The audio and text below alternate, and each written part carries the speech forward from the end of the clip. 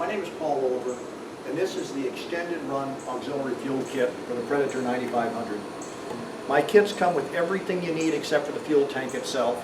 The reason I don't include a fuel tank is because a lot of people are going to want different size fuel tanks. One person will want a 6-gallon tank, the other person's going to want a 60-gallon tank. At any rate, my kits come with everything you're going to need, including a fitting to screw into the fuel tank. So you'll get your fuel tank locally and get everything else from me. If you're going to be using the generator off of its own tank, you don't need to do anything but follow the instructions in the owner's manual. With my kit installed, everything works stock if you're using the stock tank. If you would like to use the remote tank, the procedure is very straightforward and simple. Take the hose that's included in the kit.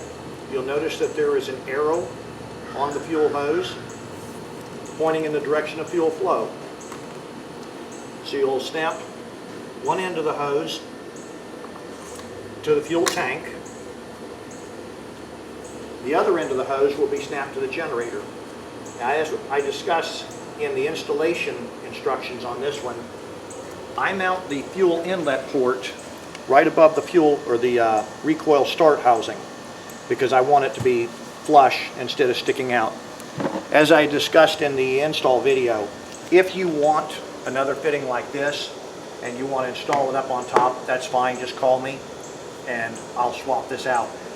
You cannot put this kind of fitting in here, obviously, because it is at 90 degrees.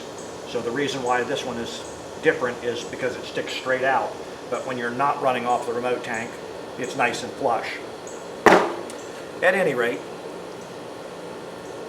this, as I had discussed in the install, is just a little bit loose so that you can spin it to get your hose hooked onto it.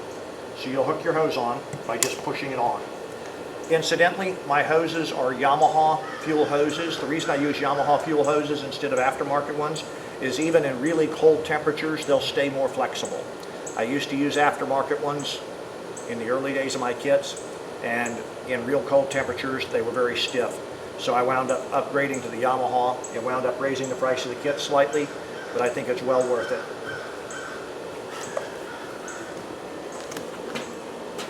So the next step, if you're going to be running it off the remote tank, is to move the fuel selector to the run position. With the fuel selector in the run position, you'll pump the prime bulb 3 or 4 times to pull all the air out of it, because you don't want air in it. If there's air in the hose or anywhere in the system, the generator will start, run for a few minutes, and then stall.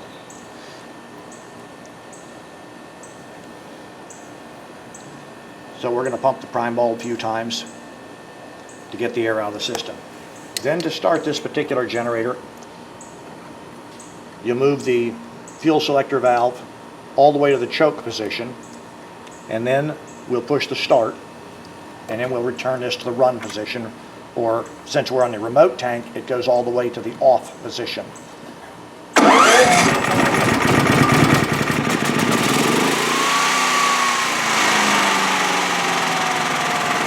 Okay. When you're running it off the remote tank, the fuel selector valve needs to be in the off position. If you're running it off the stock tank, you'll put the fuel selector valve in the run position. If you have any problems remembering it, there is a decal on the top of the generator with the instructions on it. You'll notice step 7 is move the fuel selector valve to the off position. That's not a misprint. In order to run from the remote tank, you will need the fuel selector valve in the off position. At any rate, that's how it is.